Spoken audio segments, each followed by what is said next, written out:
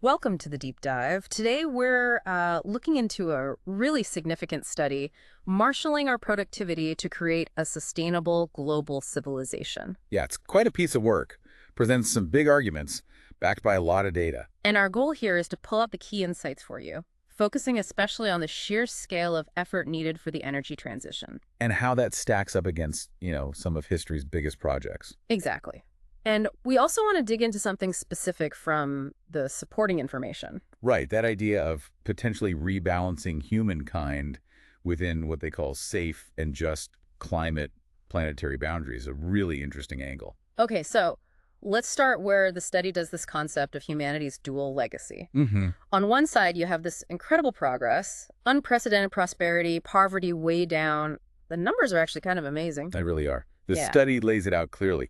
Think over the last 2 centuries or so, global per capita GDP shot up nearly tenfold. Tenfold. Yeah. Wow. And extreme poverty plummeted. From something like 80% of people down to under 10% today. Well, it's huge. Huge achievement. But the study argues there's a serious downside, massive environmental damage, and especially CO2 emissions. Yeah, the charts showing atmospheric CO2 are stark. We're way beyond anything humans have experienced, levels not seen in millions of years. And the study really draws a line, doesn't it, between that progress, which was largely powered by fossil fuels, Right. and the soaring emissions. They were sort of tied together for a long time. Pretty much hand in hand. And that leads directly to the dilemma we're facing now, doesn't it?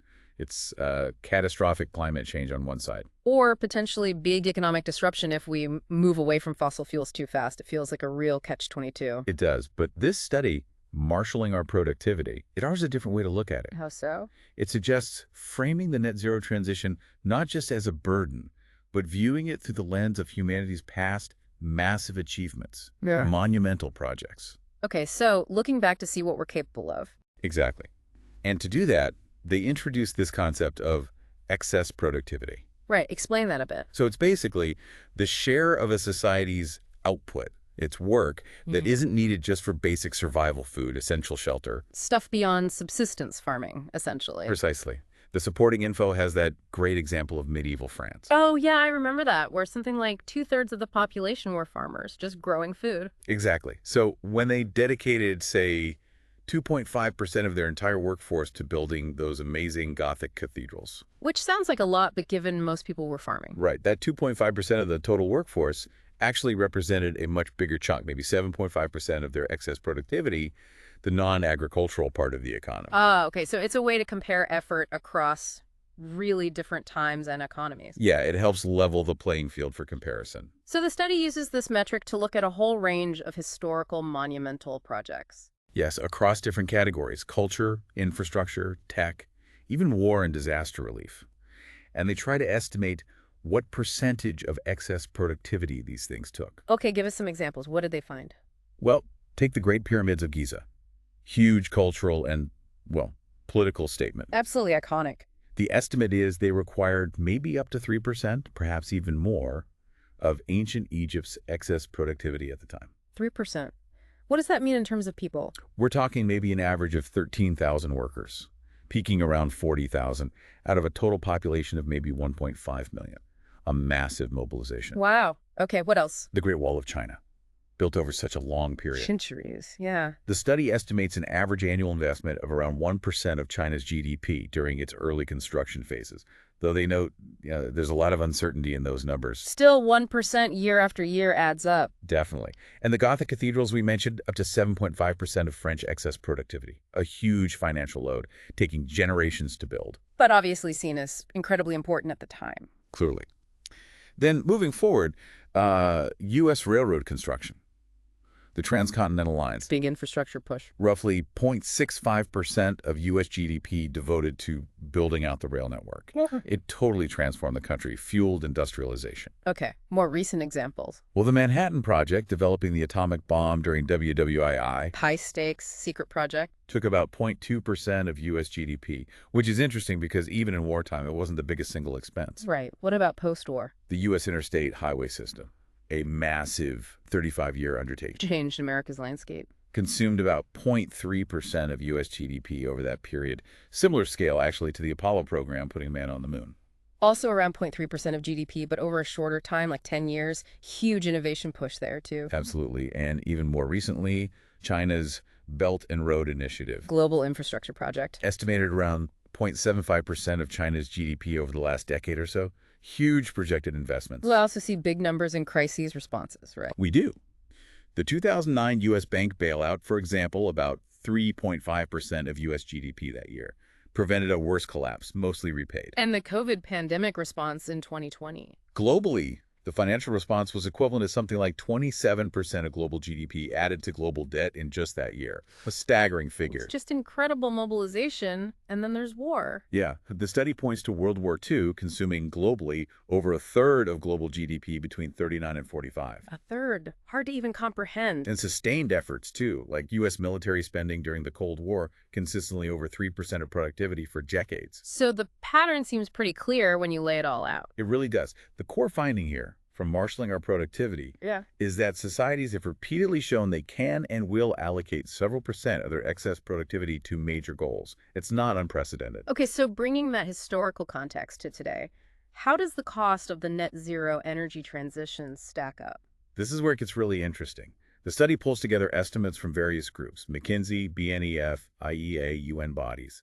What do they reckon the additional annual investment needed is beyond what we're already spending? The range is generally between 0.7% and 1.3% of global GDP per year. 0.7 to 1.3%. So when you compare that to the historical examples, It's right in the same ballpark. Similar scale to things like the interstates, Apollo, maybe a bit more than the railroads annually, but less than peak war efforts or sustained Cold War spending. that really reframes it, doesn't it? It suggests the financial scale, while massive, isn't totally outside historical norms. Exactly. Financially, it seems within the realm of possibility based on past efforts. But there's a but, isn't there? There is. What is unprecedented, the study argues, is the need for sustained global cooperation and coordination. Right. We have things like the Paris Agreement, COP commitments. We do, but the study points out the current pledges still fall quite short of that $1 trillion or so needed every year. Getting everyone on board consistently is the novel challenge. And that global coordination piece is, well, famously difficult. You've got geopolitics, huge economic differences between countries, technology gaps. All major hurdles. Marshaling our productivity acknowledges this and suggests we might need stronger global governance, maybe learning from things like the Montreal Protocol success with the ozone layer or building on the UN WTO frameworks. It's a huge challenge. The study also makes a strong case for thinking about this whole transition differently, doesn't it? Yes, shifting away from just seeing it as a cost. And reframing it as a strategic investment. Precisely, an investment with potentially massive returns. What kind of returns are we talking about? Well, first, the direct financial returns from renewables themselves, solar, wind, they're getting cheaper and cheaper, plus lowering energy access barriers globally. And then the broader benefits of upgrading everything. Exactly. Modernizing infrastructure has knock-on effects: economic growth, environmental improvements, social benefits. McKinsey, you mentioned, estimated potential gains. Yeah, something like $26 trillion in net economic benefits by 2030, plus job creation, spurring innovation, making things more sustainable overall. The IEA also points to major health benefits from cleaner air, GDP growth. And this is crucial, comparing those potential gains to the costs of not acting on climate change. Absolutely critical. We have estimates from insurers like Swiss Re, researchers like Kotz et al., the Stern Review, all pointing to potentially huge hits to future GDP if warming continues unchecked. So the cost of inaction could dwarf the cost of action. That's the economic argument, yes. But the study also stresses something really important: Which is? equity. Making sure the benefits of this transition are shared fairly. Right, because the impacts of climate change and the capacity to transition are very uneven globally. Exactly. So international funding, technology sharing, helping build capacity in developing nations, these are essential for a just transition. It can't just benefit the rich countries. So ultimately, the study presents it as a kind of choice point for humanity. Pretty much. Continue down the current path with all the risks that entails, or make these strategic investments for what could be a much better, more sustainable, and potentially more prosperous future. Okay, now I want to circle back and really focus on that part from the supporting information we mentioned at the start.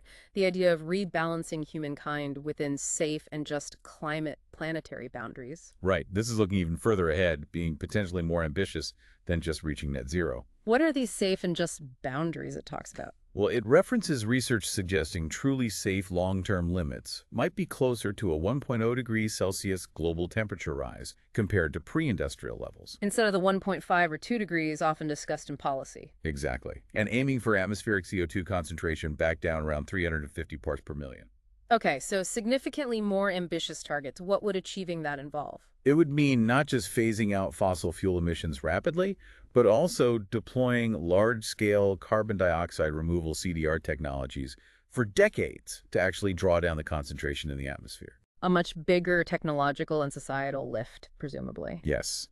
And the supporting info suggests it would likely mean needing more primary energy in the second half of the century, maybe 10–12% more than baseline projections. But it also says that climate and energy scientists think that's achievable.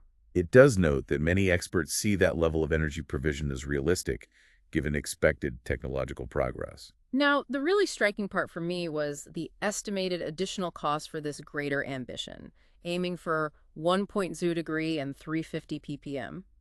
What did the supporting information It suggest? estimated the extra cost on top of the net zero transition would be around 0.4 to 0.7% of global GDP during the period when that spending occurs. 0.4 to 0.7% additional. Yeah, which seems surprisingly manageable given the scale of the ambition. It does. And that's where the supporting info highlights what it calls an attractive societal business case, meaning the potential benefits of hitting that 1.0 degree target instead of settling for 1.5 degrees could be huge.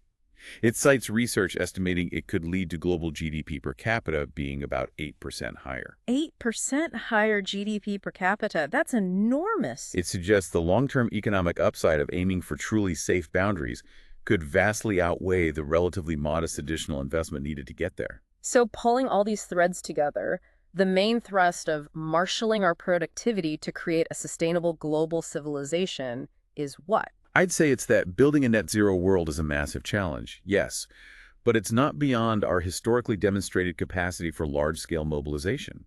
The cost, in historical terms, is manageable. It puts the scale into perspective. Exactly. And then that extra layer from the supporting info suggests that aiming even higher for those truly safe planetary boundaries While requiring more effort and investment. might actually offer an even bigger long-term payoff, Yeah. economically and societally. But both require that unprecedented global cooperation and seeing this whole thing as a vital investment. Not just an expense, a necessary and potentially very rewarding investment in our collective future. That seems to be the core message. So a final thought then for you listening. If history shows we can achieve monumental things and the potential benefits of a sustainable path, especially aiming for those safer 1.0 degree boundaries, are so compelling, what bold actions can we take individually and collectively? To really marshal our productivity, as the title says. The study, one last time, is Marshalling Our Productivity to Create a Sustainable Global Civilization. Thanks for taking this deep dive with us today.